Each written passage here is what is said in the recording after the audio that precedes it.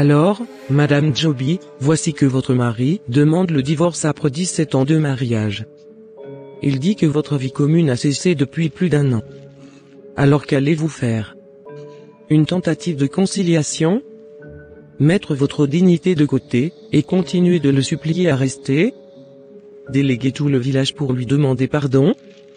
La décision vous revient, mais sachez que, quand un homme vous dit ouvertement qu'il veut le divorce, c'est qu'il vous a quitté depuis fort longtemps. Alors allez-vous signer ce papier de divorce, ou essayer de sauver votre foyer? J'attends votre réponse, Madame Joby. Alors madame? Tu sais quoi? J'en ai assez. Je ne vais plus tolérer ton manque de respect envers moi. Trop c'est trop. Tu veux le divorce non, alors tu l'auras ton divorce. D'accord madame le juge, je vais signer pour le divorce. Alors approchez tous les deux pour signer le décret de divorce. La résidence principale des enfants sera chez madame, et monsieur vous aurez le droit de visite des enfants toutes les 2 semaines. Et une pension alimentaire à verser à madame tous les mois. Voilà c'est fait. On est maintenant divorcés, tu peux aller vivre ta vie comme tu l'entends et je te souhaite tout le bonheur. Tu pourras venir chercher le reste de tes affaires à la maison, dès demain. Et pour les enfants toutes les 2 semaines, tu pourras venir les chercher comme le juge l'a décidé. Vraiment Yako cousine. Le divorce n'est jamais une bonne chose. Viens allons, je te dépose chez toi. Aïe, mais c'est qui cette dame à ses côtés? Aucune idée, mais je lui souhaite tout le bonheur. Vraiment les hommes, toi tu viens à la cour, et tu oses venir avec ta nouvelle femme. Vraiment Yako cousine, je ne savais pas que c'était un homme aussi arrogant que tu avais épousé et supporté pendant 17 ans. Il n'était pas du tout comme ça dans nos débuts, mais il a beaucoup changé ces dernières années, depuis que les choses ont commencé à bouger pour lui. C'est une leçon pour moi. J'ai sacrifié toute ma vie pour un homme.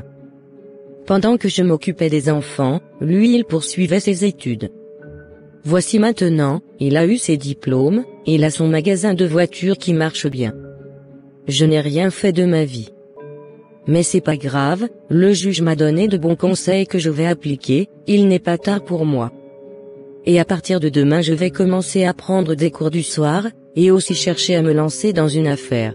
Excellente idée, cousine. Allons, rentrons à la maison.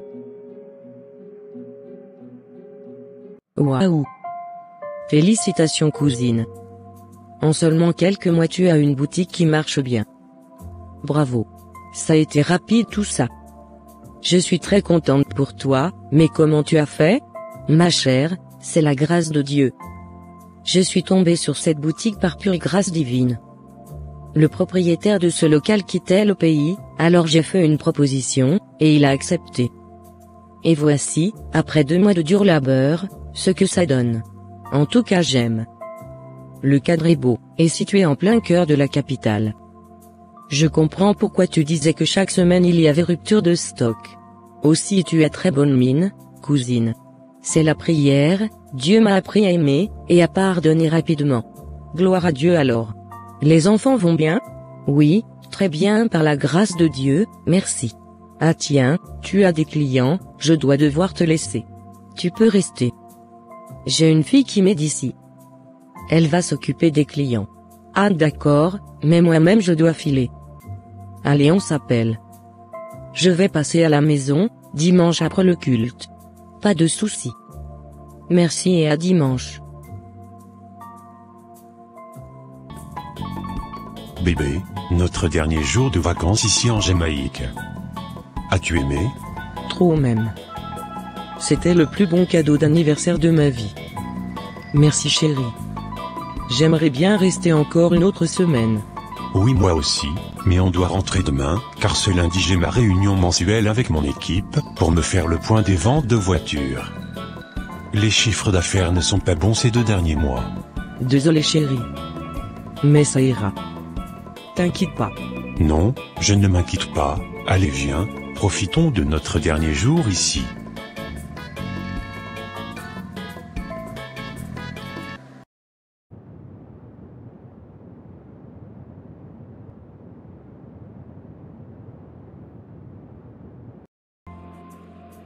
Très belle vue aérienne. T'es sûr que tu ne veux pas t'asseoir ici? j'aime pas m'asseoir à la fenêtre dans les avions, ça me donne toujours le vertige. Ah d'accord. Bébé, je voulais te parler de quelque chose. Il y a ma cousine qui a eu son bac, et j'aimerais qu'elle vienne rester avec nous à la maison, pour aller à l'école. Ah bon? Mais tes parents sont déjà à la maison avec nous, ainsi que ton petit frère. Maintenant c'est ta cousine. La maison est tellement grande qu'on ne les verra même pas. Et puis, ma cousine va rentrer en famille pendant ses congés, et mon petit frère dès qu'il se trouve un travail, il va prendre son propre appart. Et puis, les parents, quand ils seront fatigués de nous, ils vont vouloir rentrer chez eux.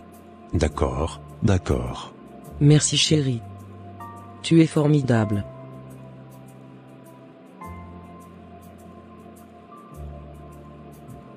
Bon, qu'est-ce qui explique la baisse en vente en 2 mois consécutifs? Patron. Comme vous le savez, depuis qu'ils ont passé la loi qui interdit la vente de voitures de plus de 5 ans, partout sur le territoire que les ventes ont baissé.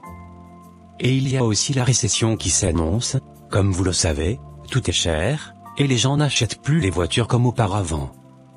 Mais on a mis sur pied un programme attrayant qui pourrait faire augmenter nos ventes les semaines à venir.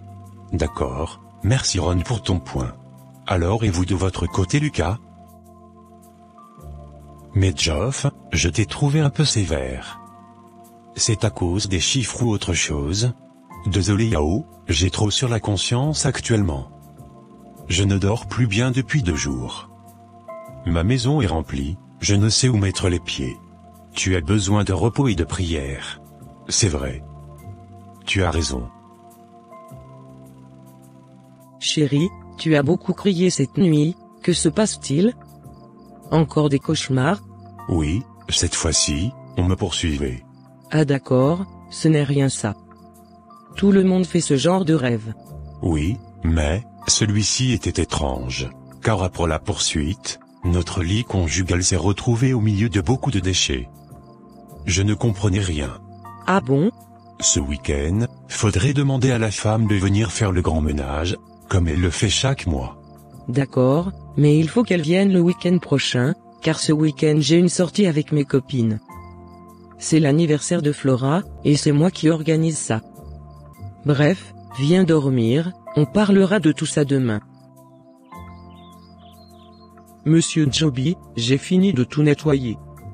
Mais pour votre chambre, madame n'a jamais voulu que je la nettoie. C'est elle seule qui le fait, alors j'ai pas nettoyé là-bas. Vas-y, ce n'est pas un problème. Elle n'est pas là actuellement, et je crois qu'elle va apprécier. Alors tu peux aller nettoyer là-bas aussi, merci. D'accord alors. Patron, j'ai trouvé des choses étranges sous votre lit. Du cola, des gris-gris avec Cory, et talisman. Je ne sais pas si je dois toucher ou pas. Des quoi? Mais que font ces choses sous notre lit? À voir tout ça, je crois que ce sont des fétiches. Ce genre de choses sous un lit conjugal veut dire qu'on fait des fétiches, soit pour attacher un des partenaires, ou garder son foyer solide. Mais ça ne marche que pour seulement un temps, et les choses éclatent après. Je sais que vous êtes chrétien, alors vous devez beaucoup prier pour annuler les effets de ces fétiches sur vous. Exactement, nous sommes tous chrétiens dans cette maison à ce que je sache. Donc nous aurons une réunion de famille dès que madame rentre. Incroyable! Je dois aller voir le pasteur Nelin, il doit être au temple. Oui, bonne idée monsieur. Merci beaucoup Raina pour tout. J'ai mis votre argent dans l'enveloppe, ça y est sur la table au salon. Vous pouvez demander à Arnaud de fermer la porte après votre départ. Je dois y aller. D'accord monsieur. Bonjour pasteur Nelin, vraiment merci de me recevoir. Je voulais vous parler, urgemment.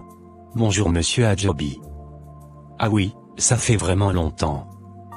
Je suis très surpris même de votre visite. Je prépare le culte de demain, mais je peux vous accorder quelques minutes. Asseyez-vous. Vraiment merci pasteur de me recevoir. Je sais que vous n'êtes pas content de moi.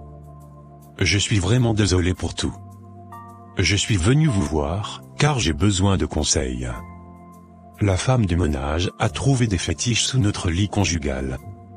Je crois que mon actuelle femme fait des médicaments pour m'envoûter. Waouh! Quelle tragédie de recourir à des fétiches. Quand on a un Dieu qui est plus fort que tout ça.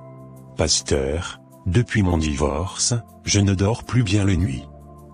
Je n'ai même pas de paix à la maison ni au travail. Toute la famille de la dame vit avec nous.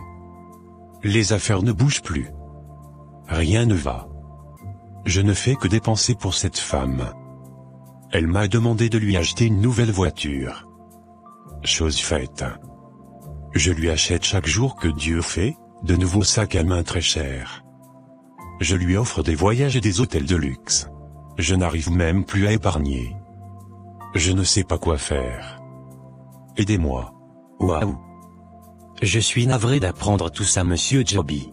Mais on remercie Dieu qui a permis à la femme de ménage de trouver ces choses.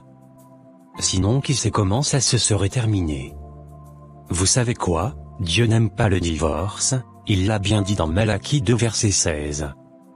Selon la Bible, le mariage est un engagement à vie. Quand vous avez demandé le divorce, je savais que les choses n'iraient plus bien pour vous.